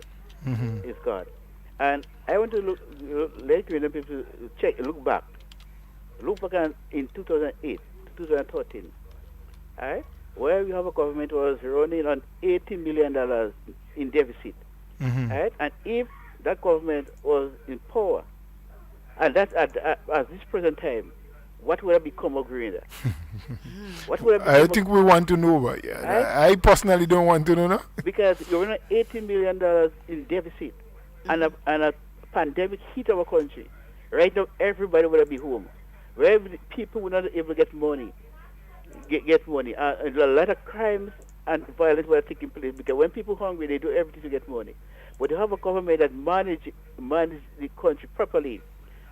And that's why people sit down their home, and the government still paying this salary every month, and they get it on time. And when I look at the achievement this government did for young people, and no other government before did what this government do for young people. I want the young people and the greater people to remember. I always look back and see which is the government that really care and the government that really love them. Because in 2008, they promised the old people $400, right?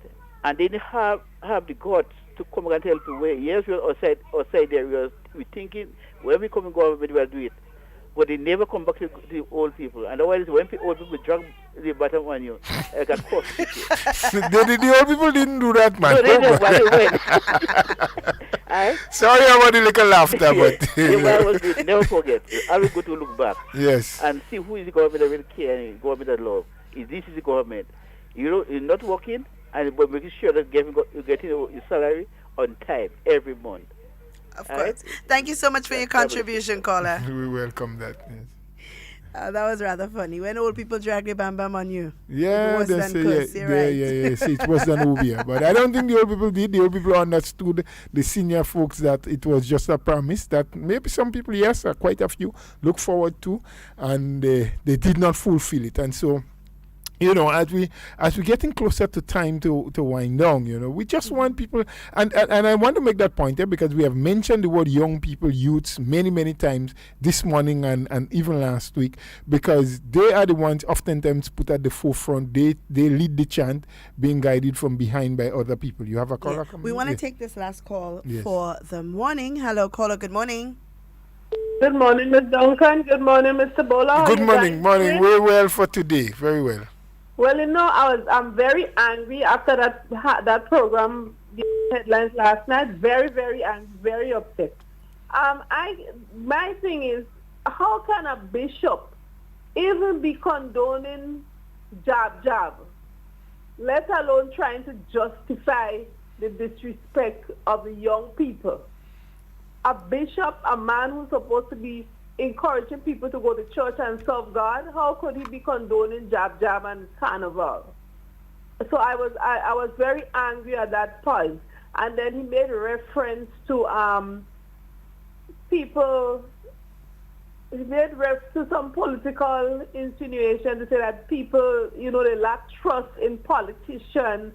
So I want to know if it's trust that the young people lose in the leadership of the churches. That is why they no longer go to church. So that, and then Mr. Thomas. Well, I don't even know if to call him Mr. Thomas or just call him Tillman. No. Please call him Mr. Give him the respect. Give him the respect. Talking about, but how could you as a leader could just come out and say, for the country to go NMP, keep me telling NMP must go. Well, I am NNP, and if I am NMP Grenada, I belong to Grenada. I am a Grenadian, so where the hell am I going? Am I easier somewhere for me to go? I mean, listening to that man last night, it just really, really upset me. I have a lot more to say, but I want to leave it for another time. We're running out of time. Please, I just want to appeal to everybody. Thank you for your comments. That we still need to show respect, because we always on this program demand that it doesn't matter what people do. Everybody, every man, I believe, and when I say man, I mean man, woman, child, is greater than their deeds. Yeah. Whatever a human being does, whatever atrocities they commit, the individual is greater than that. I've said God has created all of us in His image and likeness. Some of us deviate away from the Master's plan, and we have done things that we probably should not have done. All of us fall short, He said, of His glory, of what He need to do. it was a very, interesting question that the caller posed. A lot of our young people have refrained from churches. Is it because they lack trust in the leadership of the churches? It's a good question, and it's something that we probably need to examine at some time and see what. But also the question can be placed, what are the leaders of the churches doing? Because many times that there's a breakdown in discipline and in order and so in society, everyone turns to the politicians, whom they also say people don't trust, but they turn to the politicians with the expectation that the politicians must have all of the answers for all of the problems. And even when the politicians themselves try to put the things in place that will restore law and order, they then turn and say, well, you're too heavy-handed, you are dictatorial, you shouldn't do this, you shouldn't do that. So the politicians don't have the freeness that they want. They don't have open authority, just like the Constitution says and gives you certain rights and liberties that is not absolute. The power the politicians have, it's not absolute. But what are these church leaders? And we did say that even before all this scenario with the jab and so, where are these other leaders, community leaders, church leaders? What are they doing? What are you saying to your people?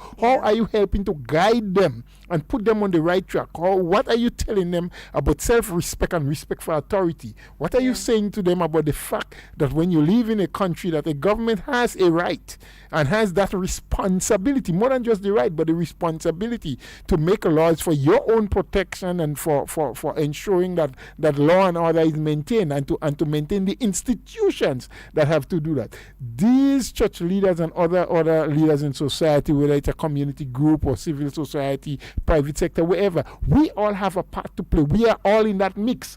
So sometimes when the blame comes around, you blame the politicians, but you still do not give the politician absolute power. The politicians don't have the absolute power. They have some responsibilities, they have some rights, but not absolute power. But I wanted to get back to that point I was making, that quite a lot of what we said was leveled against young people and to the young people. Yeah. I want to say here, and for the avoidance of doubt in the minds of people, we are not about blaming young people for doing what they did and in some instances. We think they need to be a bit more responsible. But I also believe that sometimes people are being misled. I mean, music and drumming and the culture is infectious, yes?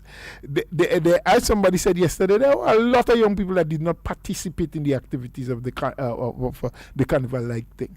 There were a lot of young people that kept themselves safe, they understood the protocol, they respected the law, they didn't get involved. Hats off to them. There were a lot who got involved and didn't even know why they got involved. They heard the drumming, they got into it. There were those who were pushed by others who should know better and who should teach them better.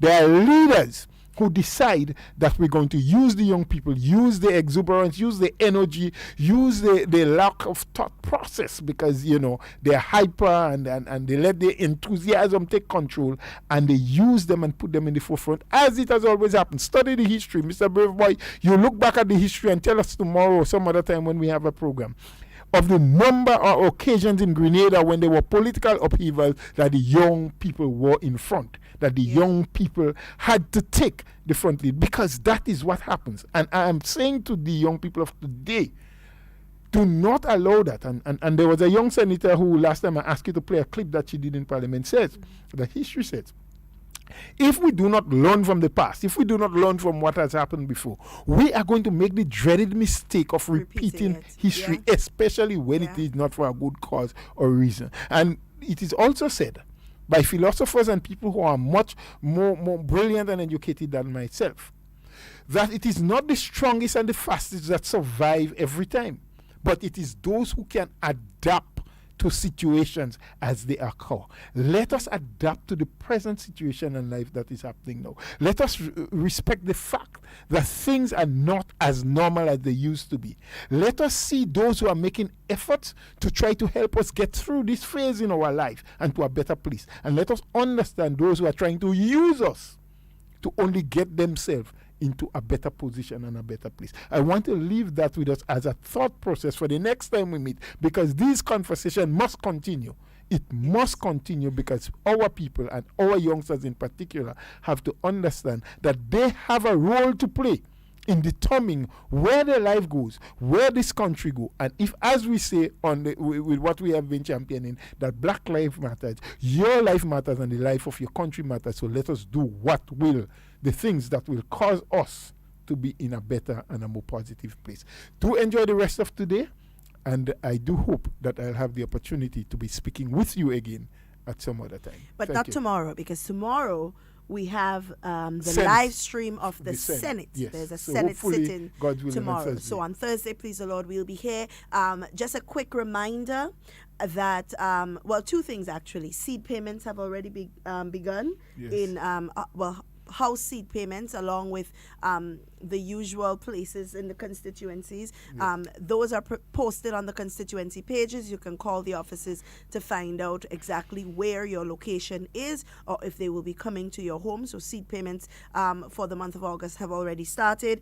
In addition to that, the Minister of Education, along with her team, will be hosting a press conference this afternoon at 3:30 to discuss the way forward with the reopening of school on the horizon. What are we going to do? How are we going to approach it? What do parents need to know? What do children need to know? And I appeal to the general public to listen attentively. And if you don't understand something, please ask a question and gain further clarification. Guys, it's always a pleasure being here with you, as we say here every day. In whatever you do and whatever you say, be safe and be secure.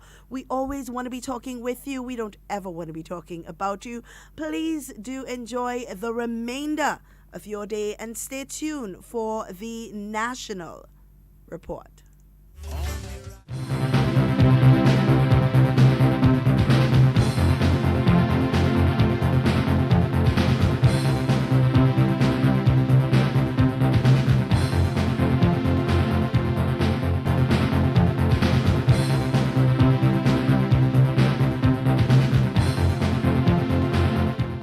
The following is an address to the nation by Prime Minister Dr. The Right Honorable Keith Mitchell.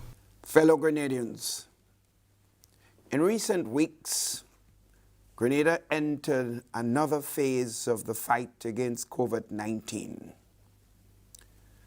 After the early decision to close our borders in March and successfully managing to control the pandemic on our shores, Grenada has now reopened its borders to regional and international visitors.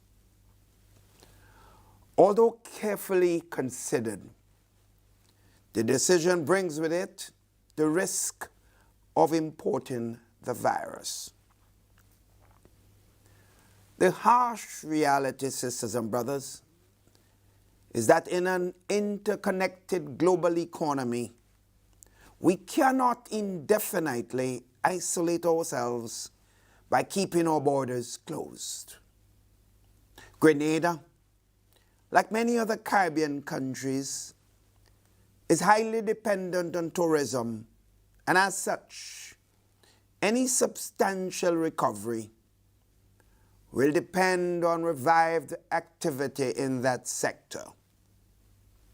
Hence the need to reopen our borders and allow workers in all sectors to resume work. This is certainly not a matter of government prioritizing economic recovery over the health of citizens. In fact, it brings into sharp focus the need for government and people to work hand in hand to achieve both outcomes. This is why we require the cooperation of all our citizens to continue to control this dreaded pandemic. Government is fully aware that the consequences of reopening our borders can be quite alarming. We already see some countries experiencing a spike in the number of positive cases, and in some instances have to reimpose national lockdown or quarantine the entire communities. Government is therefore of the view that the protocols must be strictly enforced and adhered to. However, we cannot do it alone. There is an equal and corresponding role that every citizen must play. In the absence of a COVID-19 vaccine, the recommended protocols must become part of our daily life. While we may struggle to adjust, as by our very nature, we are social beings, we must make a conscientious effort as our lives depend on actions or inactions. At the regional level, the bubble that was created is intended to help restart regional air travel while at the same time offer some measure of protection to Caribbean countries which have seen relatively low rates of infection. For this initiative to be successful, we must adopt a unified approach with respect to surveillance, testing and contact tracing, and that includes the OECS on Barbados. The classification of countries based on the risk levels is another important initiative as we attempt to restart the tourism industry, while continuing to maintain the required protocols and industry guidelines. Sisters and brothers all, unfortunately, we had to forego carnival celebrations this year. We all know that mass gatherings could present a formidable threat in this health crisis. Like you, I missed the revelry of the season. From the witty talent of our calypsonians and soca artists, at the various shows to the old mass and jab and Juve morning, from the spectacular light displays in the Monday night mass, to the creative costumes showcased during the parade of mass bands on Carnival Tuesday. Sisters and brothers all, when government went to Parliament to legislate for the removal of the 2-day holidays that are usually carded for Carnival this year, we did that only out of genuine concern for the health of the people of our country. The government has a fundamental responsibility to protect the citizens of this country. We took an oath to do so, and we cannot and will not shirk that responsibility, even if some of the decisions we make are unpopular in some circles and may even result in the loss of some political support. So government sought to be lenient, understand the people's right to socialize, even in these very difficult times. But I was shocked to see, despite all health warnings, people still assembled in droves and did the complete opposite, flouting all protocols and regulations in the name of having a good time. Sisters and brothers, as Prime Minister, I'm very concerned of what transpired. Are we aware of the serious implications of our actions? Are we paying attention to what is happening in the outside world, even if we have been fortunate enough to keep the numbers down and avoid any deaths? Sisters and brothers, this is not a joke. Look at what is now happening in neighboring Trinidad and Tobago. 10 people have died. 48 cases of COVID-19 were discovered from batch testing recently. The number of positive cases since the start of the virus in March is close to 500. The country is now virtually shut down by its announcements. Again. Beaches and rivers are closed. All places of worship, all gyms and cinemas are closed. All contact sports have ceased. Authorized gatherings of people outside of homes will not be more than 5. Schools will be shut down for the rest of the year. And action will be taken against people who insist on not wearing masks in public. This is something I am very concerned about. Everywhere I go, I see people wearing no masks. Even in my own constituency, I have seen it.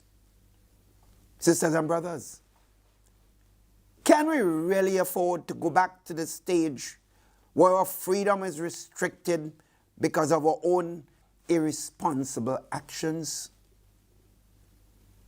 We do not know everything about this virus, as I've constantly said. So where is our sense of responsibility? Our cultural ambassadors must also understand the fundamental responsibility to law and order. And it cannot be seen as breaking the law of the land. And if that is allowed, then we would have descended into a lawless state. And as Prime Minister, I cannot condone such. I have to protect, and the government has to protect, this state, including all citizens and also the cultural ambassadors themselves. Sisters and brothers, I must commend the religious community for its leadership role during this very difficult period. They are making every effort to lead their congregations and manage religious activities. This is the example we all need to follow. It is important for leaders at all levels of this society, no matter what area, to demonstrate serious leadership. The lives of our people are at stake. Keith Mitchell and this government cannot do it alone. So we must ask ourselves, are we doing enough to protect our country? Or are we bent on selfish motives that will only hurt the country that belongs to all of us? With respect to COVID bill, it is clear to me and the government that there were well-placed concerns by some people in our country. But we are painfully aware that there were also those with ulterior motives, some political, personal, and otherwise, whose sole interest was to create problems for the government, as they believe, and their own country. The narrative was to make the government look dictatorial, uncaring, and oppressive, when in fact, the government has stated time and time again that its main concern is the health of the population and every citizen. There is absolutely nothing to be gained from this government attempting to be oppressive. Having failed in the efforts because of the withdrawal of the COVID bill, the other narrative by those with their own selfish interests was to create the impression that the country is ungovernable and lawless, for which the government is again being held responsible. So you do, you are blamed. You don't do, you are also blamed. This is why we are saying there is clearly an attempt by those who are encouraging others to disobey the law of the land and to just enjoy themselves at the expense of their own health and that of the stability of the country.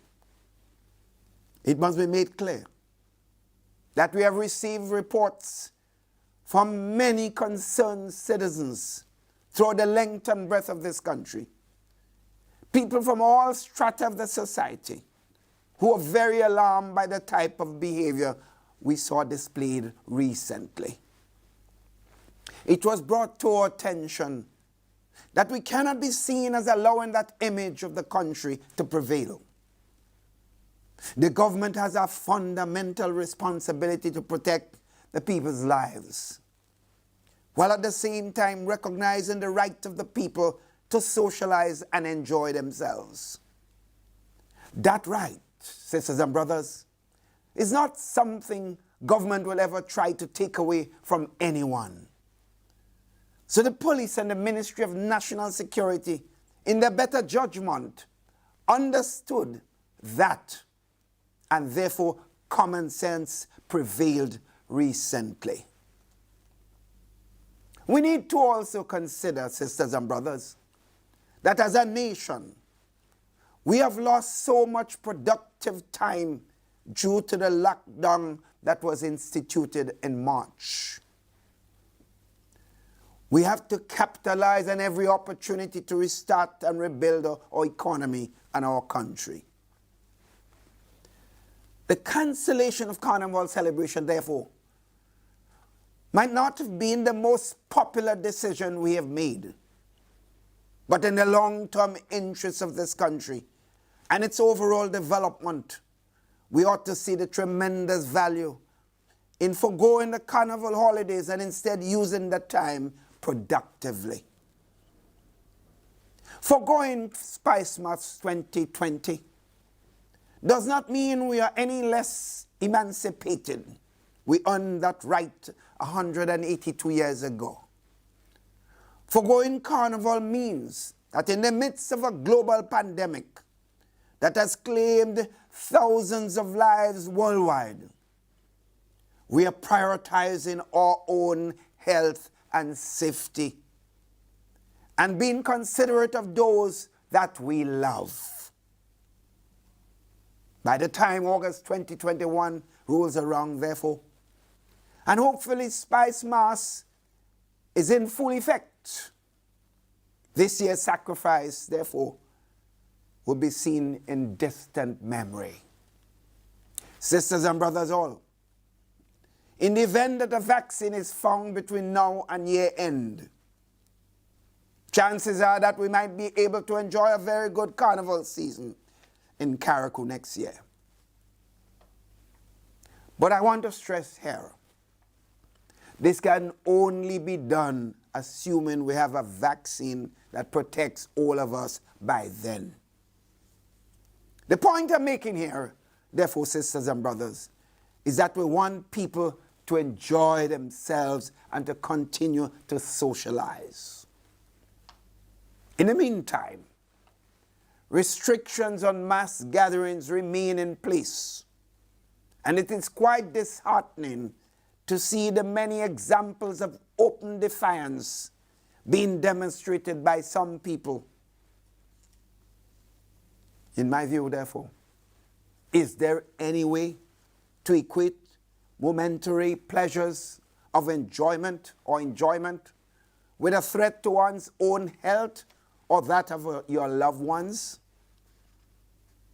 The critical takeaway here is that we cannot allow complacency to creep in. We must also dispel the notion that some of us are immune to the virus. The harsh reality is that the threat of COVID-19 remains very real. It affects everyone, and letting our guard down can bring disastrous consequences to our families, our friends, and our entire country. Sisters and brothers, the magnitude of the impact of COVID-19 continues to manifest itself in different ways. Government has now revised downwards revenue initially proposed in the 2020 budget. Given the projected 40% or more in reduction on average in revenue collected by both the Inland Revenue and Customs Department and other areas of revenue generation. The Ministry of Finance have now projected that based on the present revenue collections, we'll collect $181 million less than what was projected and expected if we did not have COVID-19. Accordingly, 2020 expenditure must be brought in line. This means that the budgets of most ministries will have to be adjusted to deal with the revenue reduction, and measures such as streamlining discretionary recurrent expenditure, stricter manpower management, and waste reduction initiatives must be implemented. Sisters and brothers, to help create jobs and stimulate the economy, government will place significant emphasis on aggressively implementing capital projects that are funded by external grants and loans. The Ministry of Implementation and the Department of Economic and Technical Cooperation in the Ministry of Finance will continue to collaborate to ensure an improved rate of project implementation across the entire country. The contract valued at $46.8 million was recently awarded for 11 agricultural feeder roads. Other capital projects already underway are to come on stream shortly, and they include improvement of the St. Patrick's Road network, the Western Main Road corridor upgrade, the SDA Comprehensive School, Bishop's College, Presentation Brothers College, the General Hospital Refurbishment Phase 2 project, the Extreme Rainfall Project, which seeks to stabilize 6 slopes on the Western Corridor, the extension of Brothers Bridge, and the Regional Disaster Risk Reduction Project.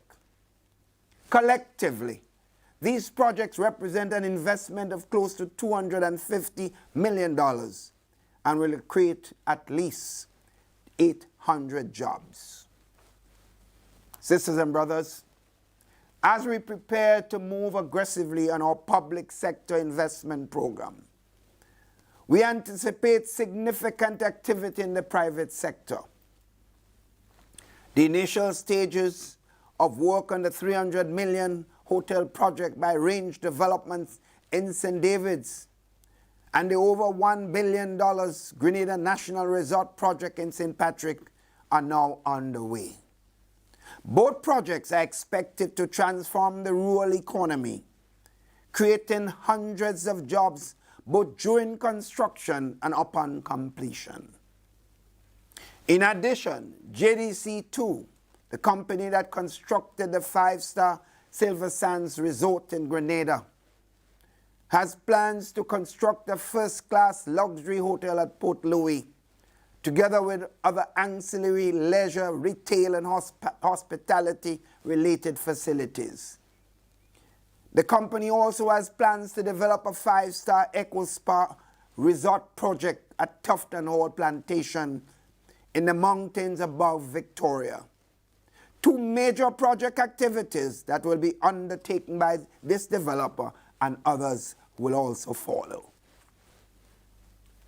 Even as we see several glimmers of hope, sisters and brothers, I am painfully aware that this unprecedented crisis has left many feeling hopeless and frustrated. Government, through the Ministry of Social Development, is committed to helping our citizens deal with psychosocial issues. The ministry has extended the operation of its psychosocial unit and is now offering 24-hour service online to providing counseling for persons dealing with stress and depression. Several individuals have also been volunteering their services to help augment at offering all Grenadians to help them in this special period. We thank them for that noble and patriotic service. Sisters and brothers, what is quite troubling to me is the developing situation where violence seems to be the first option for settling disputes. My friends, we must endeavor to exercise more restraint when faced with disputes. Since the start of 2020, Grenada has recorded 13 homicides, which is above average and a source of major concern. One violent death is one too many.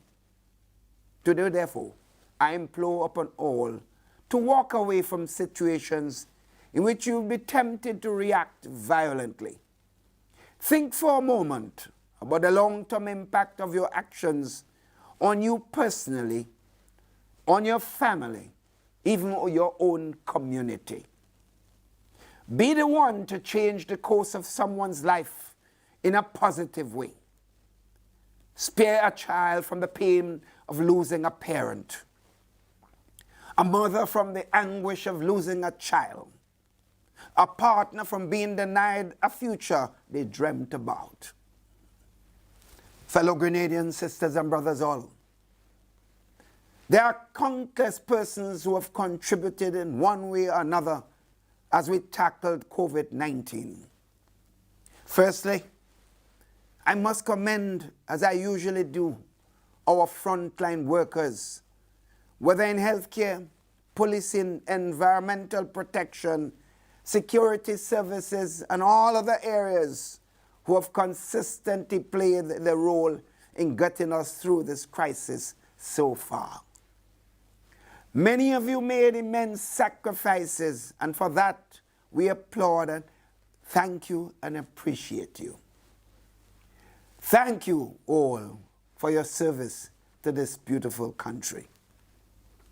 Specific mention must also be made of the COVID-19 Cabinet Subcommittee, which was tasked with advising the government as it attempted to execute the Herculean task and mandate of protecting the citizens of this country from this invisible enemy. Members of this committee met daily from the inception of this crisis through the expiration of their mandate on July 31st. Words cannot even begin to express the gratitude we all feel for their dedicated service to the government and people of Grenada, Carriacou, and Petit Martinique. We recognize, too, that it came at the expense of the quality time with their respective families during a period of great uncertainty, and for that, we are even more grateful for those noble sacrifices made. To the various subcommittees which served as part of the National Task Force for Rebuilding the Grenada Economy, I also take this opportunity to say thank you for your work. We had a limited time frame within which to execute our mandate, and hereby confirm that you have certainly delivered. The recommendations contained in the report submitted are currently being reviewed. Thank you for the generosity of your time in serving the government and people of this country. I must also recognize the work of the COVID-19 Economic Support Secretariat in the Ministry of Finance. This small team of dedicated public officers assigned to the Secretariat has performed a task that at times seemed insurmountable. They worked around the clock to ensure that applications for support were processed and beneficiaries received their payments in a timely manner. Despite the many criticism about delayed payments and some problems which went beyond their control, they must be commended for a job well done. I know that one day, will look back on this period of history and be thankful for the experience, for the lessons it taught us all. And as we go through the challenges now, it may be difficult to visualize a post-COVID world. Believe that it is coming, but know that in the meantime, we must continue to be responsible citizens and be our brother's keeper. My friends, sisters and brothers all, I know many have been waiting with bated breath for details about impending cabinet changes. Those who are well familiar with my style of leadership would know that about midway through any term of office, I usually opt to make some portfolio changes. Ideally, this would have been announced a few months ago, but when the fight against COVID-19 took precedence, and it was therefore delayed. As we look ahead to this new phase, that announcement will be made very soon. I know that there are expectations, and there are also much speculations. I have heard of specific portfolios being assigned to certain ministers, but even I don't know the final decision yet, since this is still a work in progress. When the decision is finalized, I will make an announcement, and I assure you it will be very soon. The portfolio changes, sisters and brothers, are intended to give ministers an opportunity to broaden their experience, while also helping to bring a new perspective to another area of government service. Creating such opportunities is particularly important as I prepare to hand over the reins of leadership, as any serious leader must be prepared to do. In my view, the true value of any leader does not necessarily lie in the actions he takes while leading, but most times and oftentimes, a leader's worth is determined by the soundness of his succession plan, how he prepares the next generation of leaders to take up the mantle of leadership of this beautiful land. I thank you all, and may God continue to bless us all. The preceding was an address to the nation by Prime Minister Dr. the Right Honorable Keith Mitchell.